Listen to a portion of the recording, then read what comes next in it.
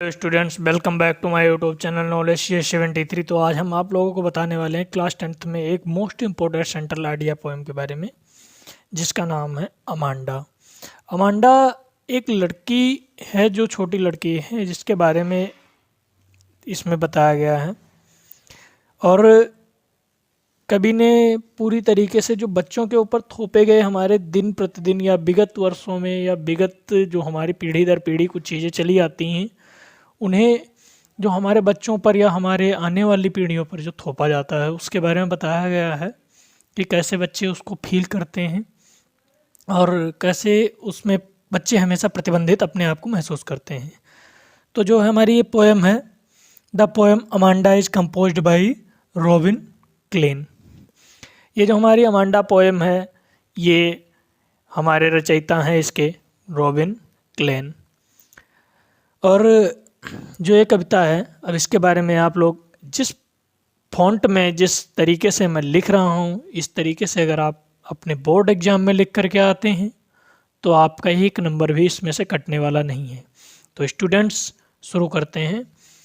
The conflict between a child desperate need for freedom, a child self expression, whereas the constant nagging and restrictive control imposed by parent highlighted the struggle for independence, the generation gap, and how excessive discipline can still a child imagination, emotional well-being।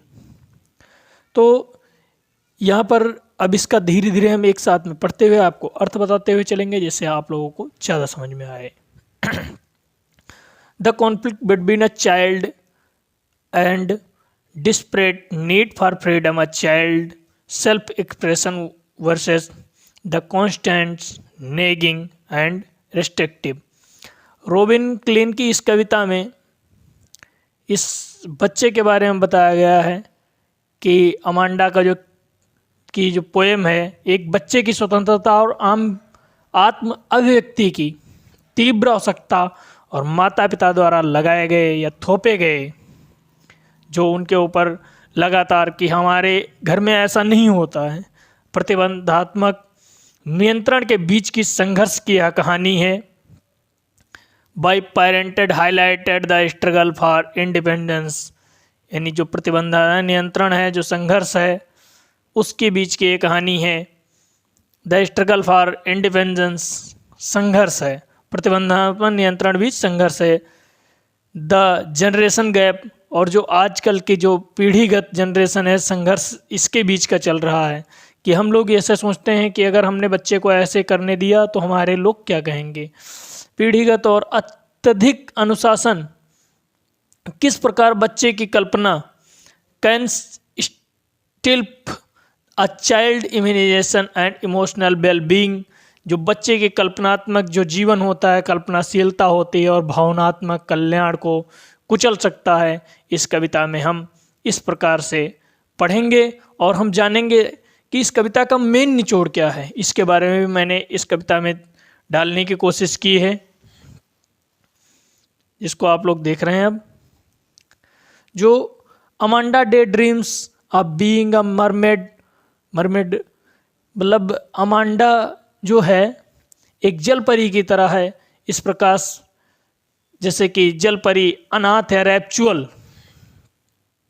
रैप्चुअल serve as a escape from her mother commands, revealing her yearning for a life without rules.